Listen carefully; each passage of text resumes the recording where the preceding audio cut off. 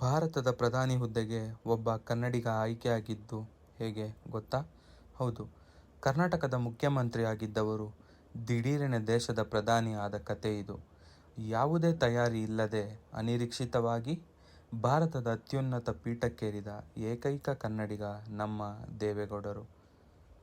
ಗೌಡರು ಸಭೆಯಲ್ಲಿ ನಿದ್ರೆ ಮಾಡ್ತಾರೆ ಅಂತ ಎಲ್ಲರೂ ಆಡಿಕೊಳ್ತಿದ್ರು.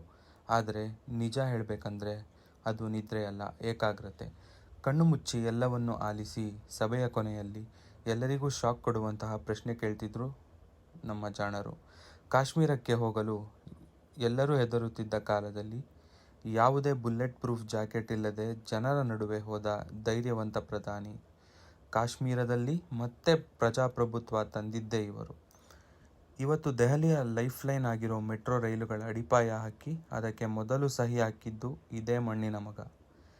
ಸ್ವಿಟ್ಜರ್ಲೆಂಡ್ನ ದಾವೋಸ್ನಲ್ಲಿ ನಡೆದ ವಿಶ್ವ ಆರ್ಥಿಕ ಶೃಂಗಸಭೆಯಲ್ಲಿ ದೊಡ್ಡ ದೊಡ್ಡ ಶ್ರೀಮಂತರ ಮುಂದೆ ನಮ್ಮ ನಾಡಿನ ಸಾಂಪ್ರದಾಯಿಕ ಪಂಚೆ ಮತ್ತು ಶಲ್ಯ ಉಟ್ಟು ಮಿಂಚಿದ ಅಪ್ಪಟ ದೇಶ ನಾಯಕ. ಅವರು ಕೇವಲ ರೈತ ಮಗನಲ್ಲ, ಅವರು ಒಬ್ಬ ಸಿವಿಲ್ ಇಂಜಿನಿಯರ್ ಕೂಡ ಹೌದು.